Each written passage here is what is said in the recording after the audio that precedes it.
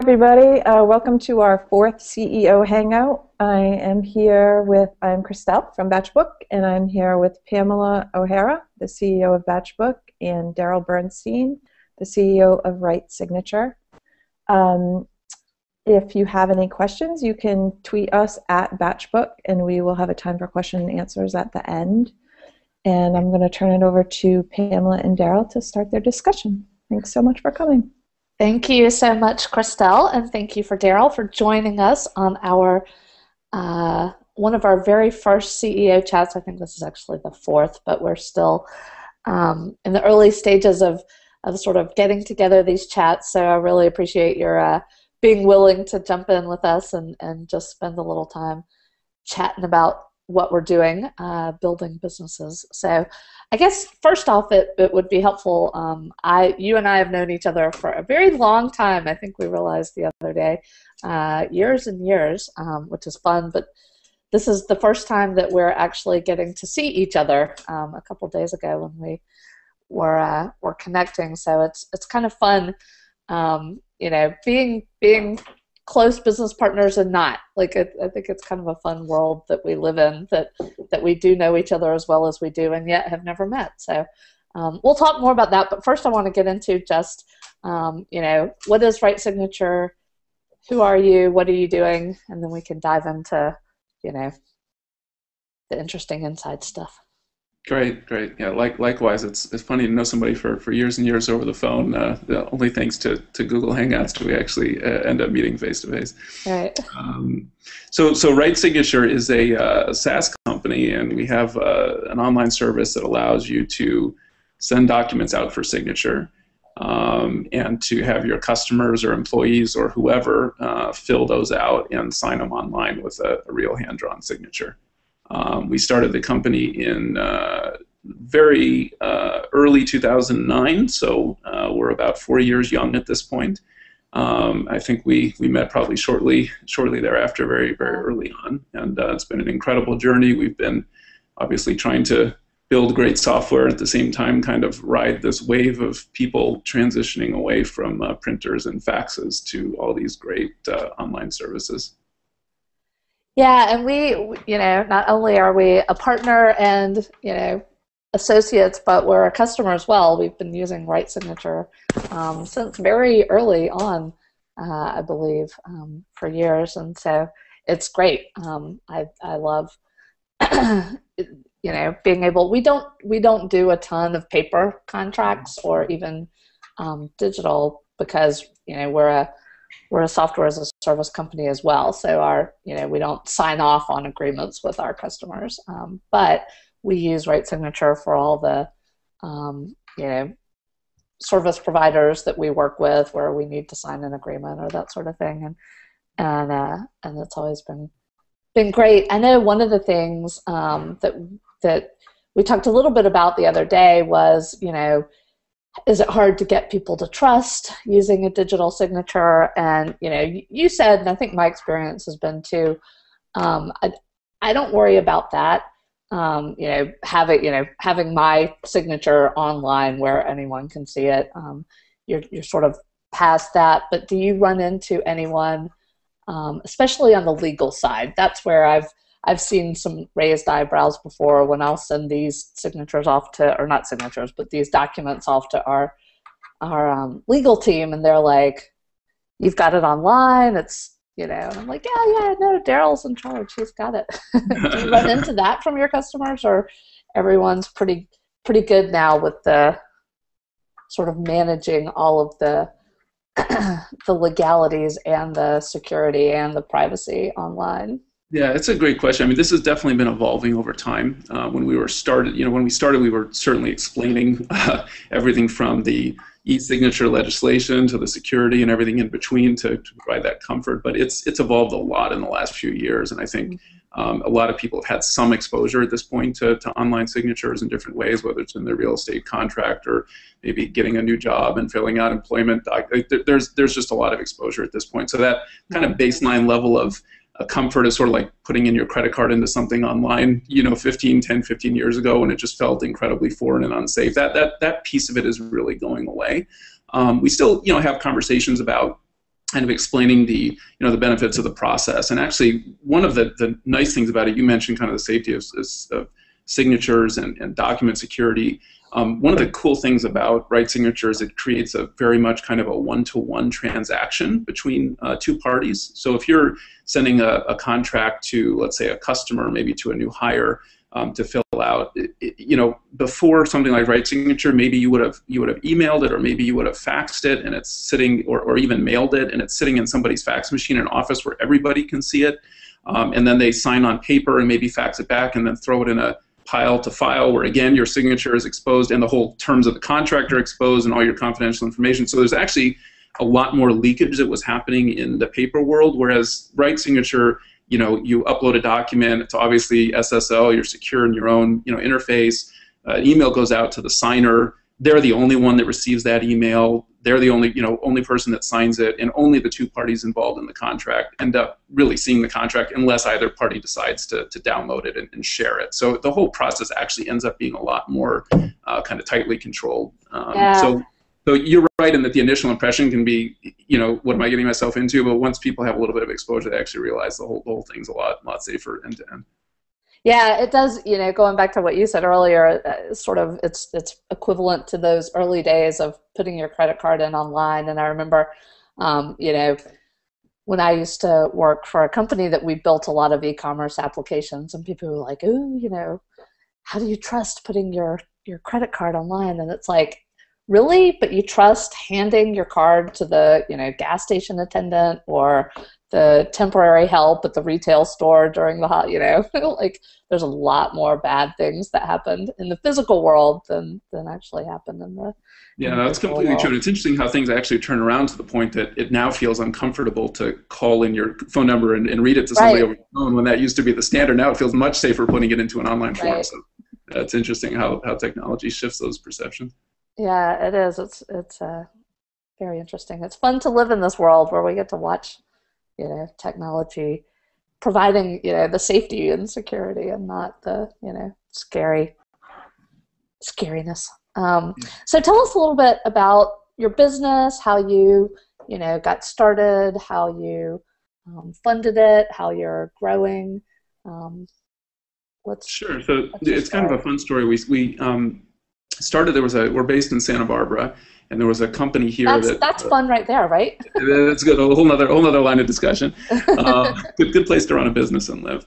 Yes. So we spun out of a web development company, also similar to what you were doing, that was very big at Ruby on Rails at the time. It was one of the leading companies in the country, kind of the early developers of Ruby on Rails. And they were doing a ton of client work around the world, and also had a bunch of developers, designers, and other contractors working remotely on 4 continents at the time. And so it got to the point that faxing contracts to both the customers and the employees almost became a full-time job. There was somebody there who had to become the master of international dialing codes on the fax machine and knew all the 011 country codes. So they got to a point of annoyance where they developed a very rudimentary kind of internal tool to solve that problem, where they could upload a document and just get a quick signature on it. I took a look at that initial tool and thought there was a massive amount of opportunity. It was obviously very, very early when this stuff was very nascent, and we ended up spinning that out as a separate company, in essence trashing the product, starting all over again with a clean vision, and kind of grew from there. So the first generation of the product was still very simple. You'd upload a document, click send. The recipient could fundamentally sign their name with a mouse, which at the time looked pretty terrible. And you click submit, it would kind of append that signature onto the end of the document, and that was it. And it was legally binding, but very rough and dirty. And of course, the feedback started coming very quickly that we want our signatures to look better, we want them to be placed in the right spot on the document, we want to be able to insert text into the document, I need my customers to be able to fill stuff out, and I need checkboxes, and of course the torrent starts coming. And as a kind of young SaaS company, we had to be very selective in thinking through, obviously, the development of the product over the years. But that is the quick story of now 4 years later, you've got this obviously beautiful, fully functional product that can suit all kinds of businesses. But it's a fun run in a short amount of time. Yeah, I think it's been fun to see that too. As a customer, I think I was there when it was the, me trying to, with my fingertip, draw, something close to what looked like my signature on the trackpad, and to sort of what you guys have, and it was just here's a list of people, everyone, get the signature, it's attached, and now you've got all sorts of, different approvals and different roles in the approval process, and it's fun. I think as a another technology company to watch, what our partners and the other companies are doing, and what their how their products are growing too, alongside ours. I know what you mean on the a lot of it's deciding what not to do. Right. As an early company, especially. So tell us a little bit about your team, your the culture there at RightSignature. Are you a young, sort of fun-loving tech company? I think we're kind of old. Oh, sorry, not you, Christelle. But we're a very we're based here in Providence, so we're sort of outside the typical Valley scene. I know you guys are too. So I think we think of ourselves maybe not as old. I should rephrase my statement, but as a very family-friendly, family-oriented. That's where a lot of our culture comes from, is from the involvement we as a team and each individual person has with other stuff, with the things we're doing outside of here, whether it is our kids or their schools or the organizations around here. So what makes up you guys? So not to say we don't have some kids running around the office periodically, but we have a very young team, probably what you'd expect for Santa Barbara. For those of you that have been here, we're just about halfway between kind of the Santa Monica, LA tech scene and the San Francisco tech scene. A good number of hours drive from both, which makes us have some of the hipness of LA and some of the tech savviness of San Francisco kind of mixed into our culture.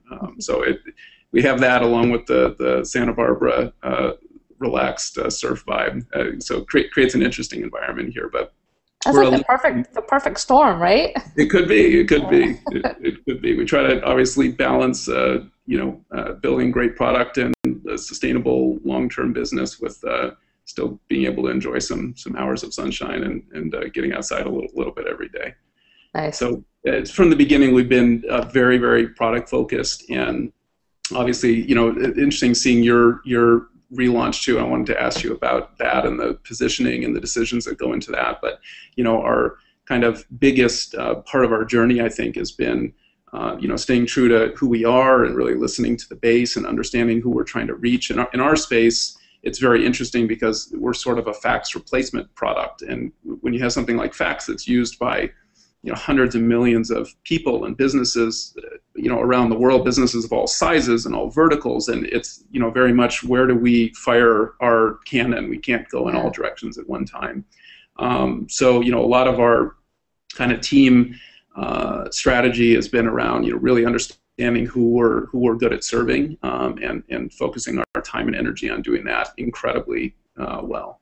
So, I'm interested to hear your story too, and this, especially the relaunch and how you came to this new positioning and product vision as well. Yeah, it's interesting because it really has felt like launching a new product again.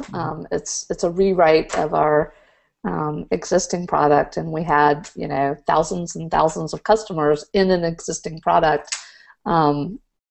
To build a new one alongside, the level of support we wanted to provide for our existing product and our existing customers. It's been a challenge. We're it's still a challenge. We're still going through that. We still have a lot of customers using the old system, and working on supporting the old system, migrating people, working with them on making sure it's a smooth process to migrate over, and then supporting a bunch of new people on the new system. We've tripled our challenges. So I'm not sure that we realized that that's what we were going to do when we launched this new product. But I think what you said is exactly what we've had to do too. It's, focus. We just have had to say, it might, some of the decisions we made in the new product, it is different. It was a complete rewrite. There's not a lick of code in the new system.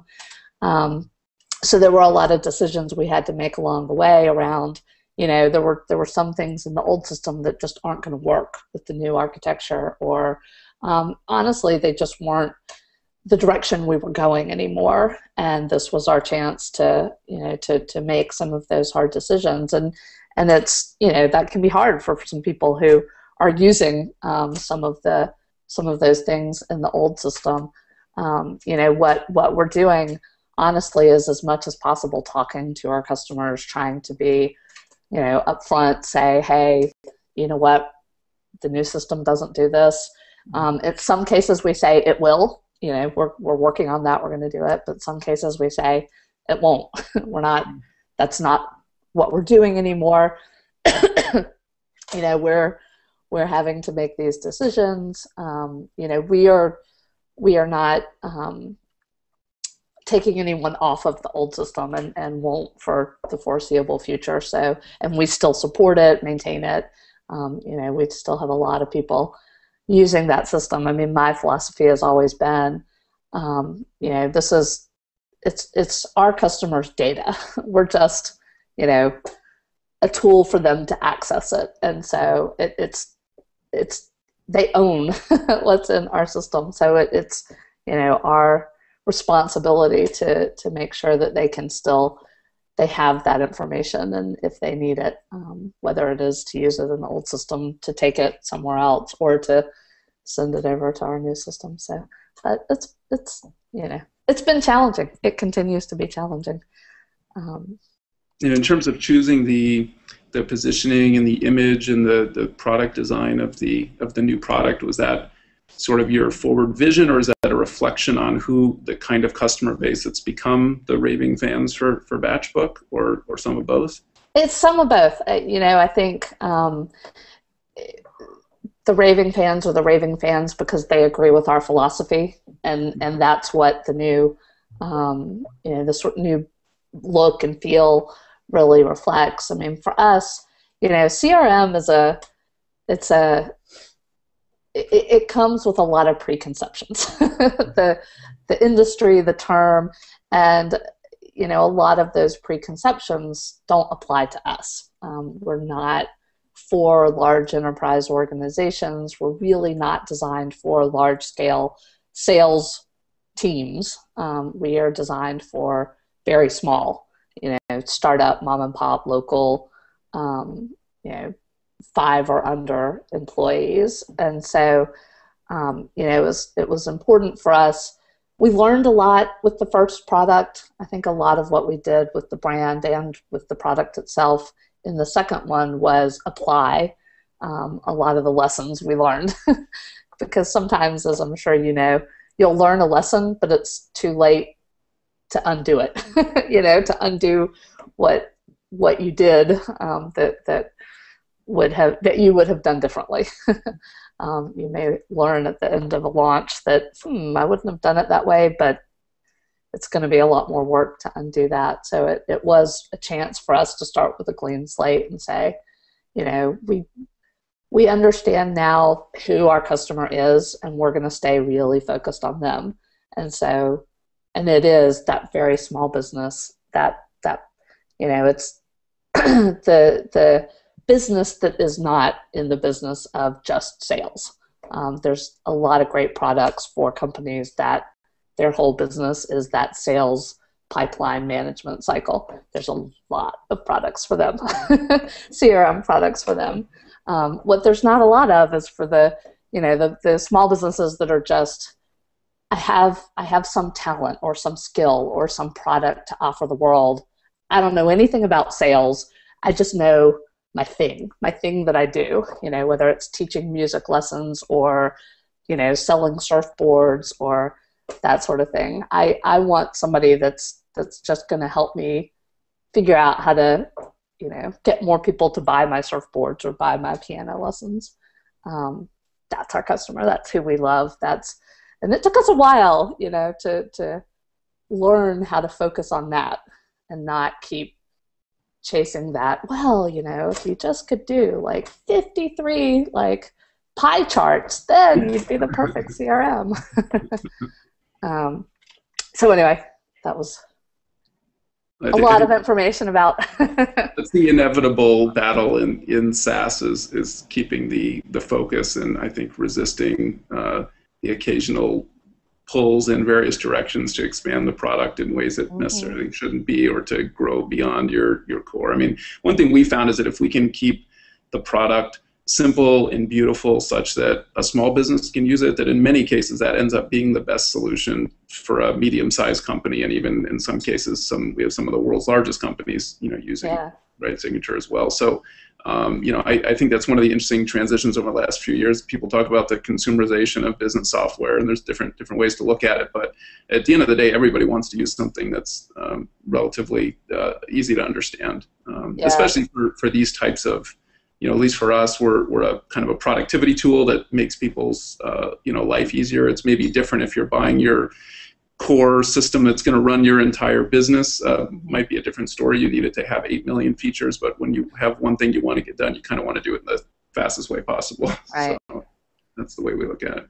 Get in, get out. So what has been your best sort of route to finding new customers? How do you find them? The magic question. Yeah. So we wish there was a magic answer to that question. Of course, there isn't. For us, we push on a variety of fronts, far and away trying to maintain the best product out there to sign documents. We find that's, of course, the biggest growth driver, inevitably, as people having exposure to the product and talking about it. To some extent, our product has a kind of an inherently viral approach, in that a business will send documents to other businesses sometimes and expose people to the product. So somebody who signed a document that was sent to them may end up using it in the future. So there's that piece of it. So it's really important that both of our sender experience and our signer experience be really enlightening. So we focus on that, of course. And then we have all the usual suspects of other marketing tools going at different times as well. We of course partner with great SaaS companies like Batchbook. We do online advertising and variety of other methods. Yeah. But I think I'm also an investor in SaaS companies, so I play both sides of the table and get exposure to a lot of what's going on out there. And I've yet to find the single magic tool. There are some companies that I think are in spaces where this is not just true of SaaS companies, but all businesses, where perhaps the AdWords or the online flow is heavier than it is in other verticals, and they can sustain a good chunk of their new customer flow from that channel. There are other companies that are much better at outbound sales, or their market is much more open to outbound sales. There are others that are big on affiliates. We found, at least in our space, that it's a fairly balanced mix of kind of all the typical channels, but it depends on the business. Yeah, I mean, the one thing I work with, some of the startup programs here in the Providence area, and so I talk to a lot of, young CEOs trying to figure this out too, and they ask this magic question. And, I always say, I think the most important part of figuring out your customer acquisition strategy, your sales strategy, is just having fun with it. I said, you're going to end up trying a lot of different things.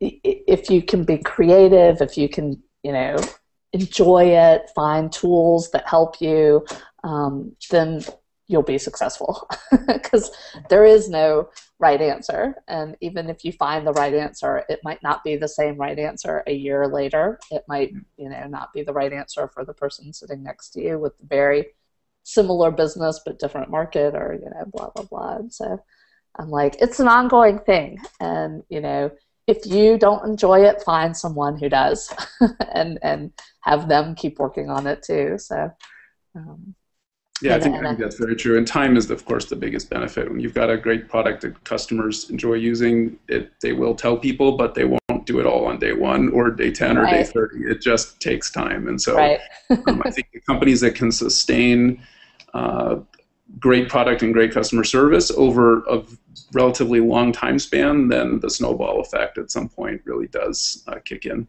So obviously, for small, that's hard to say to somebody, though, when you're in month 1, month 2. It's hard to have that vision when you're trying to meet the bills right out of the gate. Yep, exactly. So, Christelle, do we have any questions, or should we just keep firing? You guys can keep going for a couple of minutes. All right. So.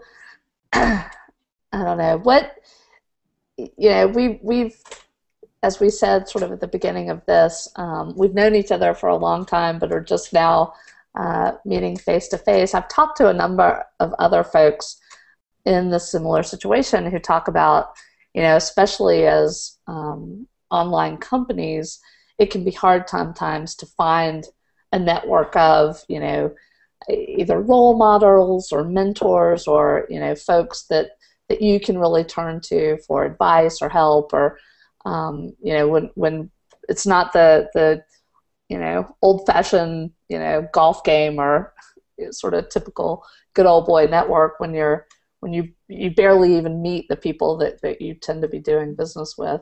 Who do you go to? What do you use for your